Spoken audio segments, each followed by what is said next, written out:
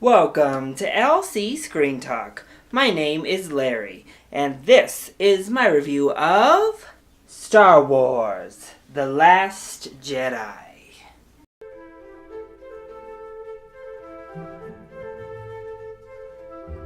So I attended the opening night fan event where it started at 6 p.m. We got these pretty awesome, unique posters, and also this set of reversible cards that all have the date of release on them, which is also pretty awesome.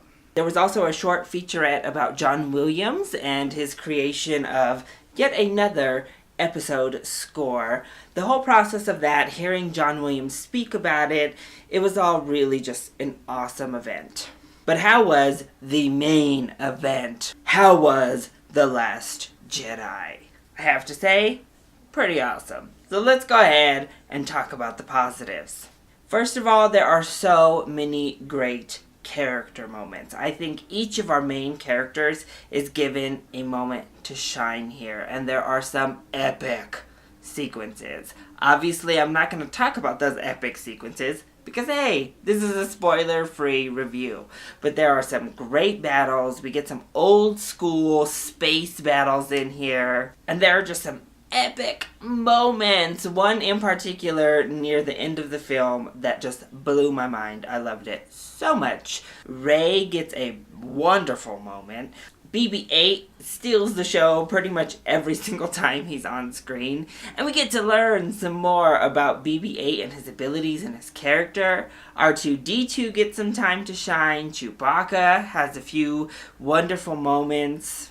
Finn is awesome in this movie. And then Poe Dameron gets so much development as a character and as a person and as a fighter in this movie that he has definitely shot into my top 10 favorite Star Wars characters of all time.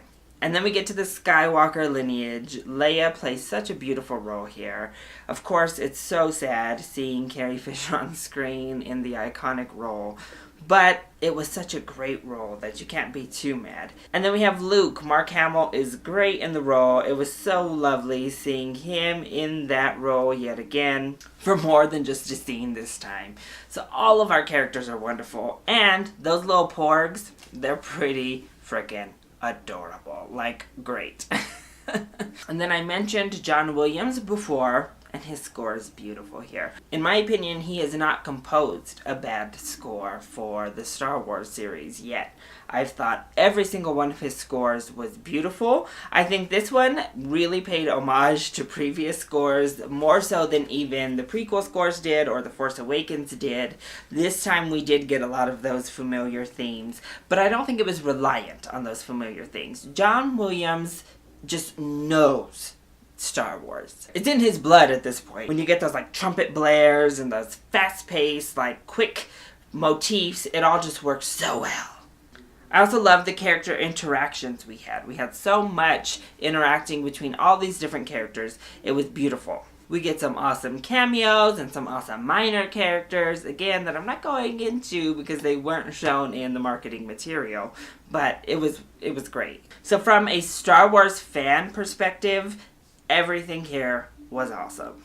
Also, the cinematography is gorgeous. So we saw a preview of what could be in the trailers, and that scene where they are on that like sandy, icy planet, and there are those clouds of red coming up from the ground amongst the battle. It is breathtaking. Like, it is so beautiful to look at.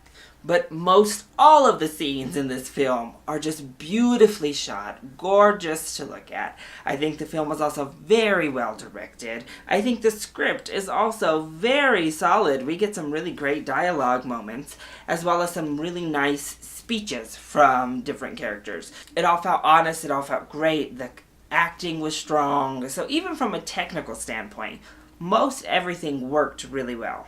But not everything worked. So let's go ahead and talk about the negatives. So a big negative for me is that we really bordered on prequel level moments of cartoon here. I thought there were several times in this film where the hokey comedy was turned up to 11, and I was like, oh, okay, I was just taken out of it. And one moment I want to highlight really showcased it, because we get this beautiful moment with these animals where you see into their eyes, you see into their soul, and it feels honest and it feels beautiful. And then it's turned into like this hokey, weird sequence right afterward. It just didn't flow well to go from such a sincere, beautiful moment into this like hokey, okay, whatever kind of moment. The porgs have a hokey moment. There were just one too many in the film for my liking.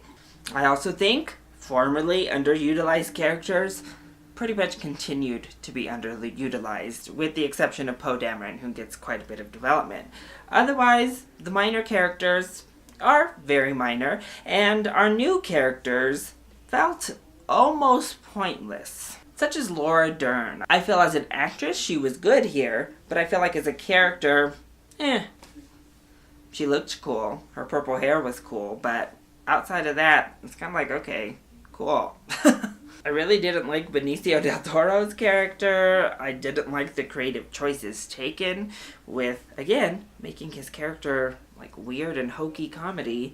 It just didn't work for me. And I think the pacing is just a little bit off. There's a lot of like peak battle type stuff, and then it like drops way back down to 0, and then we go through it all again to peak up here, and then it goes back down. And then the film has a couple of different endings, and you're like, and then you finally get to the actual ending. So it's like, oh, okay, I thought it was going to end like 3 sequences ago, but I guess this is fine. And in that pacing, we go from like these amazing moments to some rather slow stretches as well.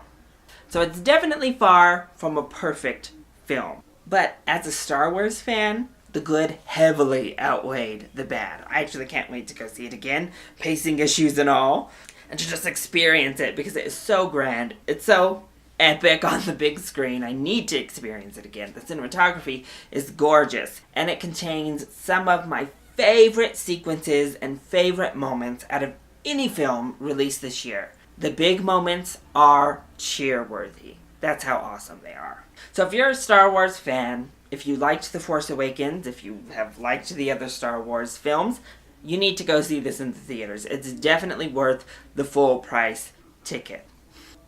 If you're not a Star Wars fan, first of all, what? But I guess this won't convert you, because you have good 7 other films to catch up on to know what the heck is going on. So don't go see this in the theaters, because you won't know what's happening. But seriously, this is a full price ticket. It was awesome. So that is my review of Star Wars The Last Jedi. I hope you enjoyed it. If you did, go ahead, click like down below, and subscribe to the channel so you are always up to date on our latest videos. Also, join in on the discussion. Are you excited to see The Last Jedi? Have you seen it? If you have, what did you think of the film? Let me know either in the comment section down below, or you can hit me up on Twitter. I love you all so much for your support. Mwah! Thank you for watching, and I'll see you next time. Bye!